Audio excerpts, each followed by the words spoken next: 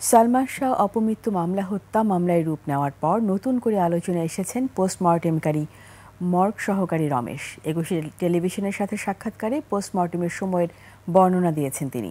আবু সাইদের প্রতিবেদনে ক্যামেরায় ছিলেন ফারুক হোসেন তানভীর।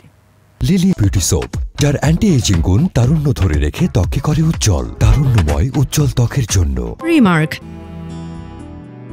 সালমান শাহের অপমৃত্যুর মামলা এখন রূপ নিয়েছে হত্যা মামলায়। এরপর থেকেই বেরিয়ে আসছে এ নায়কের মৃত্যু ঘিরে একের পর এক ঘটনা। তারই ধারাবাহিকতায় আলোচনায় এবার মর্গে ডোম রমেশের বক্তব্য।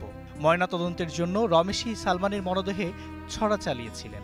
সম্প্রতি সংবাদ মাধ্যমকে সালমানের মরদেহ কাটার অনুভূতি প্রকাশ করেছেন তিনি বলেন, চিত্রনায়ক সালমান শাহের ভক্ত ছিল এদেশের লাখ লাখ মানুষ, এতে কোনো সন্দেহ নেই। এদের মতো আমিও সে সময় ছিলাম একজন। হঠাৎ শুনতে পেলাম সালমান শাহ মারা গেছেন, লাশ আনা হচ্ছে মর্গে। তখন ওই যে আপনার মিডিয়ার যে একজন আইসা বলল, তখন তো হতভম্ব, আমি বিশ্বাস করিনি।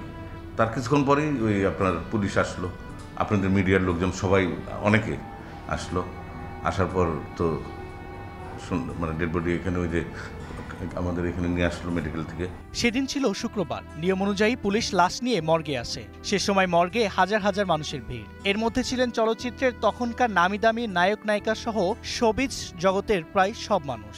মর্গের সামনে হাজার হাজার মানুষ, সবাই অঝরে কাঁদছে তাদের প্রিয় নায়ক সালমান শাহের জন্য। কেউ যেন তখনও সালমান শাহের মৃত্যুর বিষয়টি মেনে নিতে পারছিলেন না। ওই দিন তো ধরেন আমার জানা মতো বন্ধের দিন ছিল। তা আমি ওদিন তেমন কোনো কাজের প্রেশার ছিল না আমাদের মর্গে। তা আমি গোসল করে বাসার দিকে যাব।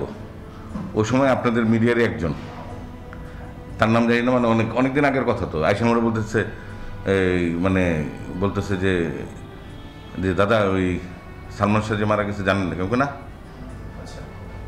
আমরা বলতেছে। আর আমি এখানে যেহেতু কাজ কম ছিল, আমি বন্ধের দিন পরিষ্কার পরিচ্ছন্ন করি, সব লোকজন নিয়ে পরিষ্কার করে মনে করলাম যে বাসার দিকে চলে যাবো, যে কাজ নেই, বাসায় যে খাওয়া দাওয়া করবো।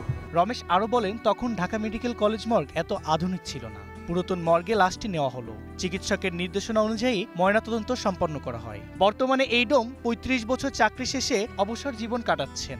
এখন তো আমি অবসরে চলে গেছি, প্রায় ১.৫ বছর হলো অবসর, সরকারিভাবে অবসরে চলে গেছি। ১৯৯৬ সালে সালমানের মৃত্যুকে আত্মহত্যা বলে দাবি করেন অভিনেতার সাবেক স্ত্রী সামিরা হক। কিন্তু সালমানের পরিবার দাবি করে এটি কোনোভাবেই আত্মহত্যা নয়। অবশেষে গত ২০ অক্টোবর হত্যা মামলা করার নির্দেশ দিয়েছেন আদালত। হাজারের অধিক পোস্টমর্টমকারী রমেশ এখন অবসরে। নতুন আঙ্গিকে সালমান শাহের আত্মহত্যা মামলা যখন হত্যা মামলা রূপান্তরিত হয়েছে, তখন আবারও আলোচনায় রমেশ। প্রশ্ন ছিল, আসলে কি আত্মহত্যা নাকি হত্যা? আবু সাইদ, একুশে টেলিভিশন, ঢাকা।